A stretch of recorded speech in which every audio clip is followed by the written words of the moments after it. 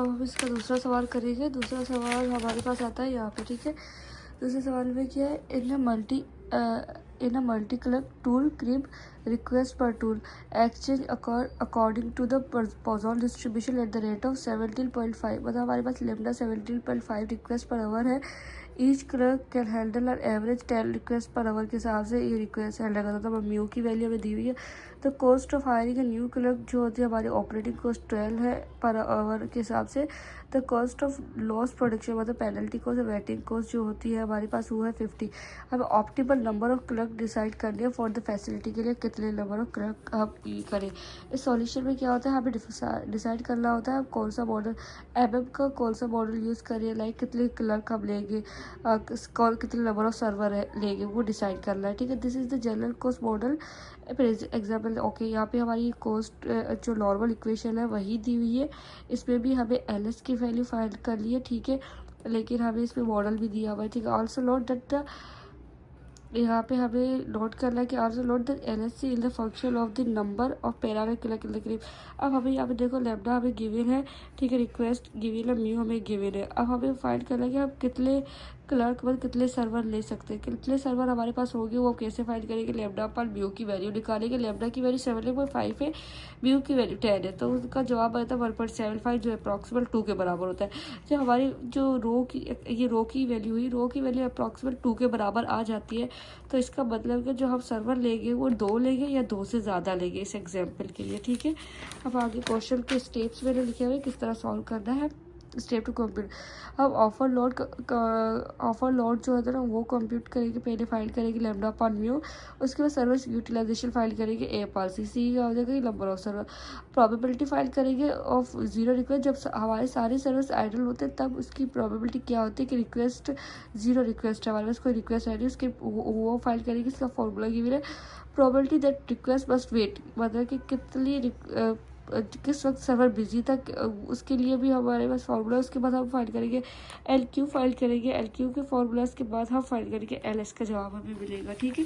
अब हम यहाँ पे कंप्यूट करते हैं। हमें क्या था, जो हमारा सर्वर सब कितने ले सकते हैं, 2 या 2 से ज़्यादा ले सकते हैं। तो C2 के लिए फाइंड करें। मैं C2 के लिए नहीं दिखा रही, मैं पहले आप लोगों को ना दिखा देती हूँ। जो 3 के लिए मैंने किया है ना मैं वो दिखा देती हूँ। अच्छा, सेम तरीका ये जिस तरीके से C3 के लिए किया उसी तरीके से C2 के लिए करेंगे, C4 के लिए करेंगे, C6 के लिए, जब हमारा जवाब सही आ जाएगा, ठीक है।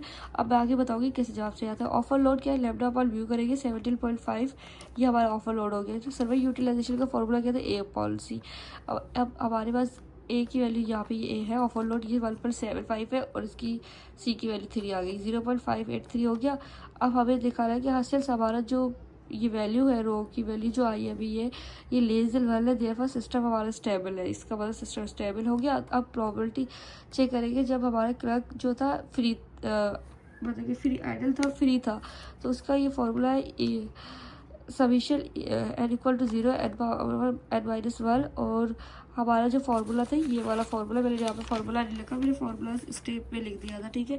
a power l divide by l factorial a power c divide by c factorial 1 minus rho whole power -1।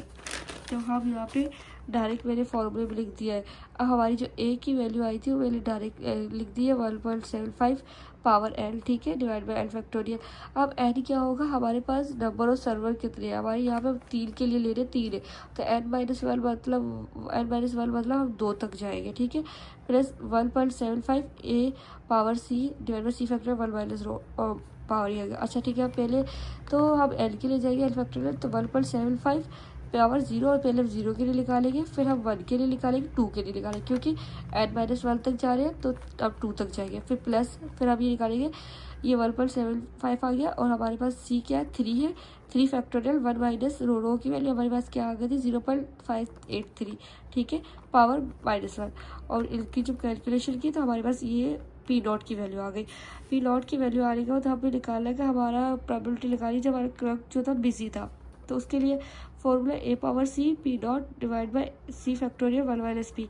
अब ए की वैल्यू 1.75 पावर सी 3 आ गया, 3 फैक्टोरियल 1 माइनस रो की वैल्यू 0.583 और इसकी वैल्यू क्या थी, अब पी डॉट की वैल्यू हमने अभी निकाली थी और रख दिया। अब तो हम कैलकुलेट किया, इसकी वैल्यू 0.33351 आ गई। अब इसके बाद हम कैलकुलेट किया है एल क्यू कैलकुलेट करेंगे, ठीक है। एल क्यू कैलकुलेट करने के बाद क्या है, एल क्यू कैसे कैलकुलेट करेंगे, P wait divide by 1 minus rho dot P one dot rho. अब हमें इस पर क्या, पी वेट की वैल्यू हमारी 0.335 अभी आई थी, 1 माइनस रो की वैल्यू हमने एज इट लगा दी, इंटू मल्टीप्लाई कर, ये एल क्यू की वैल्यू आ गई। एल क्यू की वैल्यू के बाद एल एस का फाइल करेंगे। एल एस की वैल्यू को क्या होता है, L S equal to L Q plus A की वैल्यू हमारे पास 1.75 ही है, तो इस तरह हमारे पास ये आ गया। अब हम इसके बाद नाउ हम इस इक्वेशन में एल एस की वैल्यू पुट करेंगे और फाइल करेंगे। अब ई की वैल्यू जो थी ना, एक्सपेक्टेड वैल्यू हमें 12 शुरू में दी हुई थी क्वेश्चन में, ठीक है। एल टू सी हमारे पास क्या है, अब जो सी यहाँ पे ले रहे हैं ये 3 ले रहे हैं, तो हमने यहाँ पे सी की मल्टीप्लाई करवा दिया 3 से, प्लस वेटिंग कॉस्ट हमारे पास 50 थी, इंटू एल एस की वैल्यू हमारे पास ये आ गई, तो ये हमारा जवाब इसका आ गया। इसी तरीके से हम 4 के लिए करेंगे, सेम तरीका है, बस सी की वैल्यू 4 रख दी और यहाँ पे एल माइनस सी माइनस 1 तक जाएगा। अब हमारे सी कितना 4 है, -1 तो अब 3 तक जाएंगे, तो मतलब 0 1 2 फैक्टोरियल 3 फैक्टोरियल तक गए और 4 के लिए दूसरा फॉर्मूले के हिसाब से लगाया। इसी तरह 4 के लिए करेंगे, ठीक है। अच्छा, मैंने 4 तक किया है, मैं हमने 6 का भी किया था, 6 का मैं हमने 5 का भी किया था, 6 का भी किया था, मैंने 2 3 4 का किया, ठीक है। अब हमारी रो की वैल्यू जो सबकी आई थी, मैंने सारी चीज़ें टेबल में लिख दी, ठीक है। अब हमारे पास देखो इन सब में कॉस्ट सब में किसकी टोटल एक्सपेक्टेड कॉस्ट कम आई है, जब हमारे पास सर्वर 4 थे तो उसकी एक्सपेक्टेड कॉस्ट सबसे कम आई है। तो इसका मतलब है जो जिसकी मॉडल 4 है ना, तो वो produce lowest expected cost produce करता है, ये हो गया। अब जो मैंने किया था ना, वो 5 के लिए 6 के लिए भी किया था, तो 5 और 6 की वैल्यू भी ज़्यादा आ रही थी, तो उसके बाद में हमारा रिजल्ट ये था कि हमें ये चूज़ करनी थी।